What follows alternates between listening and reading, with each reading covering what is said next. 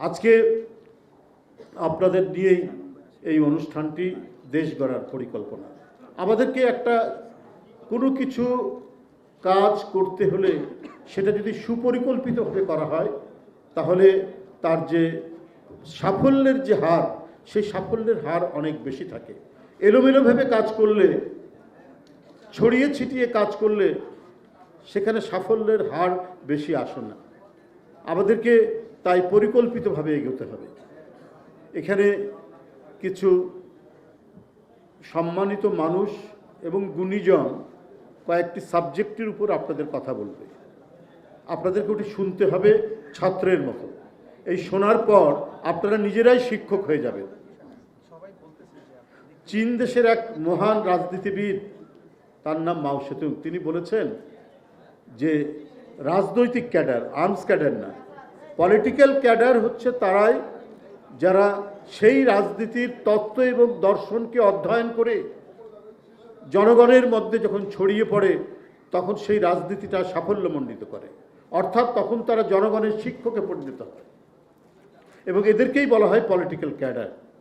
তো আপনারা যখন এই প্রশিক্ষণ নিয়ে ফিরে যাবেন আপনাদের শিক্ষা প্রতিষ্ঠানে বা সর্বত্রই, আপনারা তখন শিক্ষকের দায়িত্ব পালন করবেন। সেগুলো কি?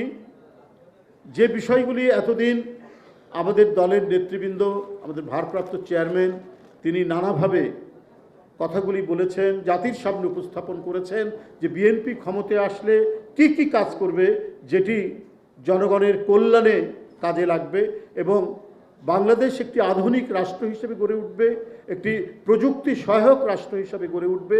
তার জন্য যে অভীষ্ট লক্ষ্য, সেই লক্ষ্যকে সামনে রেখে এই কথাগুলি, অঙ্গীকারগুলি তিনি করেছেন নানা সময়ে নানা বিষয়ে। সেই অঙ্গীকারগুলো যে কত বাস্তব, সেই অঙ্গীকারগুলো যে বাস্তবায়ন যোগ্য, সেই বিষয়ে এখানে আমি বলবো যে তারা অনেকটাই প্রশিক্ষক। যদিও আমরা এটার নাম দিয়েছি মত বিনিময় সভা, বরং এটি একটি প্রশিক্ষণের মতোই এই কর্মসূচিটি। আপনারা ভালো করে শুনবেন। আপনাদেরকে প্যাড দেওয়া হয়েছে, কলম দেওয়া হয়েছে, আপনারা সেগুলো আসল নোটগুলো নেবেন এবং সেটাকে আত্মস্থ করে আপনারা ছড়িয়ে পড়বেন সারা বাংলাদেশে। এটাই হচ্ছে এটার মুখ্য উদ্দেশ্য।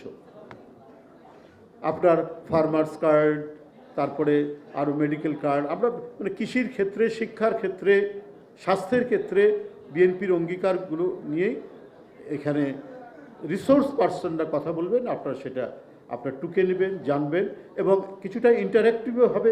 আপনাদের মধ্যে যারা বলবেন তাদের মিথস্ক্রিয়াও হবে। অল্প সময়ের মধ্যে আমরা এক একটা পর্ব আধা ঘন্টার জন্য এখানে রেখেছি।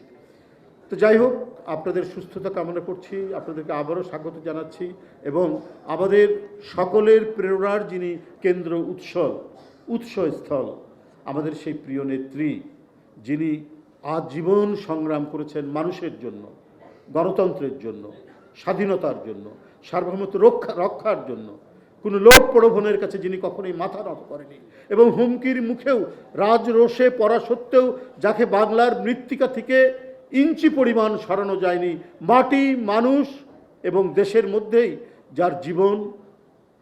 যার জীবন দর্শন কেটেছেন, তিনি আজ এভারকেয়ারে, রাজধানীর একটি হাসপাতালে একটা কঠিন শারীরিক অসুস্থতার মধ্যে তিনি চিকিৎসাধীন রয়েছেন। আমরা সবাই তার জন্য দোয়া করব। আজকের এই অনুষ্ঠানটি সার্থক হোক, আমি সেই প্রত্যাশা করি এবং আপনারা যারা এখানে উপস্থিত হয়েছেন সবাইকে আবারও স্বাগত জানিয়ে, শুভেচ্ছা জানিয়ে আমার বক্তব্য শেষ।